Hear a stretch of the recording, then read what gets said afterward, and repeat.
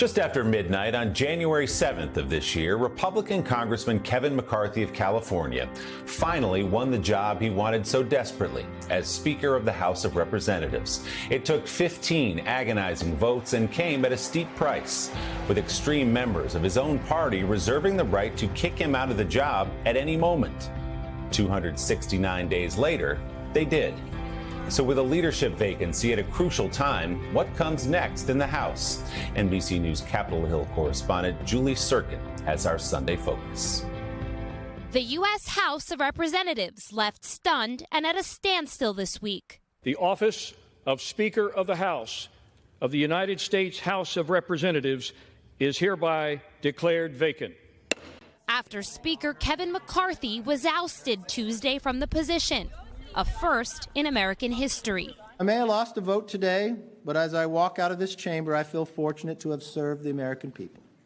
McCarthy unceremoniously dumped after working with Democrats to temporarily avert a government shutdown at the 11th hour. The reason Kevin McCarthy went down today is because nobody trusts Kevin McCarthy. But his speakership was in peril from the start. It took 15 long rounds of voting on the House floor and deals with the hard right to get the gavel in January. Deals that ultimately cost McCarthy his job just 9 months later. Chief among them, changing the House rules so that any one member could trigger a vote to remove McCarthy by using a procedural tactic known as the motion to vacate. And that's what 8 Republicans did, with the help of all Democrats who stuck together, burned by McCarthy, who they say repeatedly caved to right-wing demands. Nobody trusts Kevin McCarthy, and why should we? I hope whoever the next speaker is gets rid of the motion to vacate. I think it makes the speaker's job impossible. Second in line to the presidency, a U.S. speaker plays a key role, spearheading critical legislation, leading negotiations between the House and Senate. They can even make or break a president's agenda. Whomever the House Speaker is, I'm going to try to work with. They control half the Congress.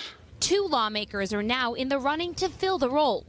Conservative firebrand Jim Jordan, fresh off an endorsement from former President Trump. To do the work that needs to be done on the border, on crime, on inflation, on all these issues we have to address. I think I can do that. Facing off against House GOP's current number 2, Steve Scalise. I've got a long proven record as somebody who knows how to unify Republicans. McCarthy vowing not to run for Speaker again, the GOP will gather on Wednesday, hoping to unite behind one of the 2 men and turn the page on a chaotic chapter in the lower chamber's history.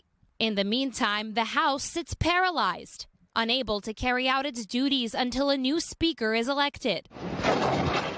The timing couldn't be worse. This weekend's major strife in the Middle East, an ongoing war in Ukraine, and around the corner, yet another potential government shutdown. There is nothing the House can do until they elect a speaker. Why would you ever remove a speaker during a term to raise doubt around the world? And Julie joins me now live. Julie, good morning. So you mentioned it, what impact the speaker's vacancy, the chaos surrounding it might have on the ability of Congress to respond to the terrorist attacks on Israel and what could be a protracted war ahead. Yeah, hey, Willie, the fear of a crisis occurring with the House in chaos has now become reality. Interim House Speaker Patrick McHenry saying, according to the rules, he doesn't have the power to do anything other than help elect a new speaker. It's not even possible to simply pass a resolution affirming the U.S. relationship with Israel. Right now, there's talk of legislation that would replenish Israel's Iron Dome defenses, as well as new emergency funding to the country. None of that can happen unless the House elects a speaker. There's even a question about intelligence sharing. Will the Biden administration grant such clearance to a temporary speaker? Willie? We will have to see. It could be Jordan. It could be Scalise. We may learn this week. Julie Tsirkin in D.C., thank you so much. Hey, thanks for watching. Don't miss the Today Show every weekday at 11 a.m. Eastern, 8 Pacific on our streaming channel, Today All Day. To watch, head to today.com/allday or click the link right here.